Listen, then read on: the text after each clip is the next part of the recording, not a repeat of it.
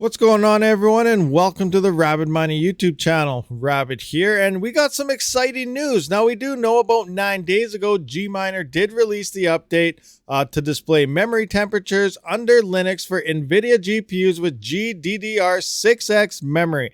Now, fast forward to today, or more like, I guess, 6 days ago, no one's really talking about this, so I don't know if maybe people don't realize this yet, but it's a thing. Now, this was in a beta phase for a while, so maybe it did just drop. I opened up HIVEOS today just to have a look on my rigs, and I noticed an update with Trex 0.25.9. And it does state, Linux display memory temperature for GPUs with GDDR6X memory type. So what does that mean?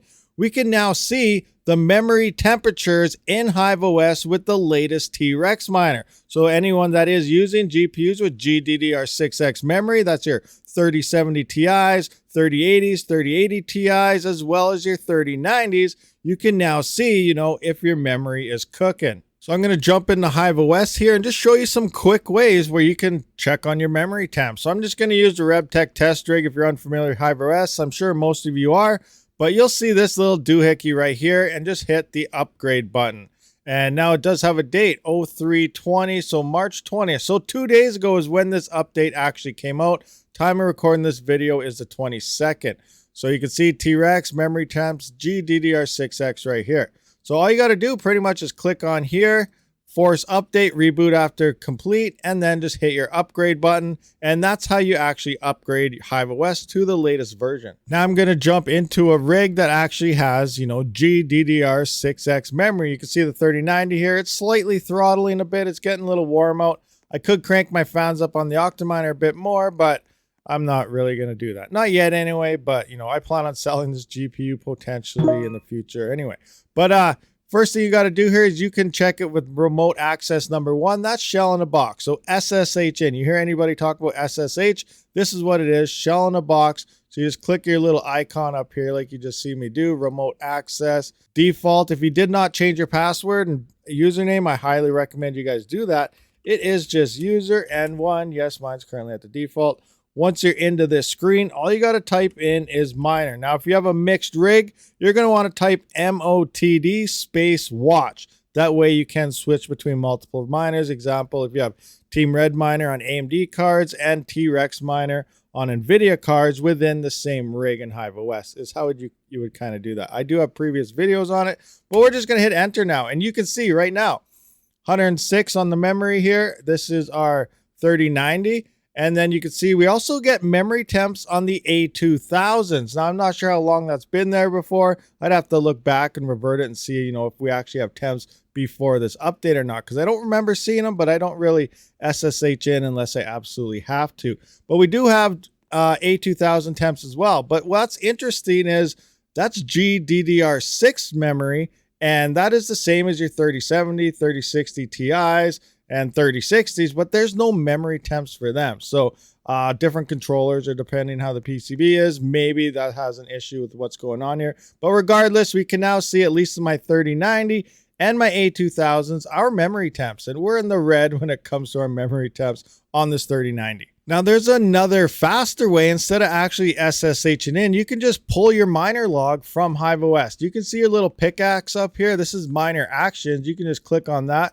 Click on miner log. It's going to download the log now. So it's pretty much doing a snapshot in time from this point forward. Once it does download it and take everything into account, it'll have a clickable link. So we'll see here in a couple minutes here. So hurry up, HIVEOS. There we go. So we click on this right here, and now we have our miner log. So we can scroll through the past little while here to see what's going on. So we can see exact same thing now without it jumping all over the place.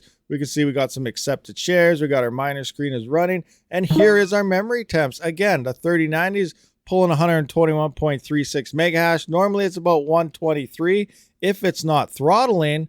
Actually, it might not even be throttling right now. They're supposed to throttle at 110, but I did turn down those clocks a little bit from a past live stream that a user did recommend. So that may be why I'm only sitting at 121.36 here currently. But we're at 104C on the memory and 48 on the core. I do notice that the core hits around 51 degrees. I do start to notice some throttling issues when I was running this at 123 mega hash. So I think we're safe to about 110.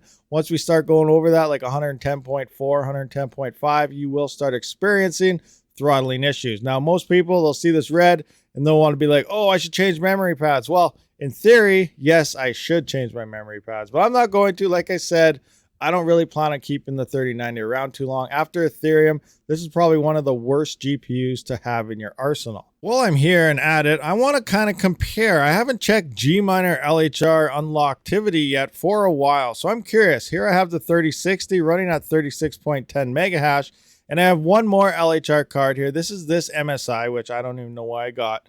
I stood in line at Best Buy. They ran out of GPUs. They had one of these, so I picked it up. Whatever. But it's doing 40.43 mega hash. So I'm going to jump to Gminer and just see if there's a difference in hash rate and if something has a better LHR unlocker or not. So here we are back in there. We've been booted up for about 6 minutes and 42 seconds. It's probably going to take a good 10 to 15 minutes for it to fully stabilize. But so far, we're looking like the 3060 is at 36.9 mega hash, where 3060 Ti MSI is about 40.85. So it's slightly up, but again, with some margin of error. In the end, it's probably exactly the same. So I'm not really seeing too much of a difference here to make it worthwhile.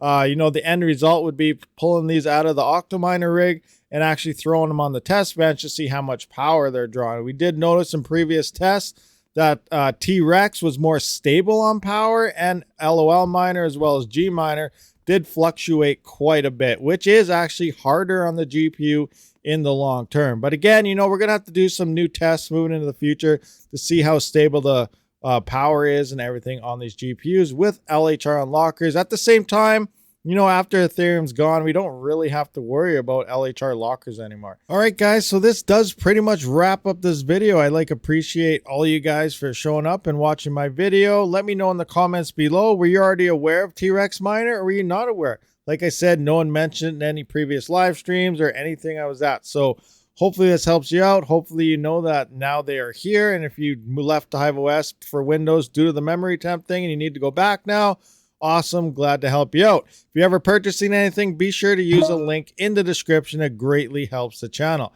Thank you for watching, and as always, Rabid out.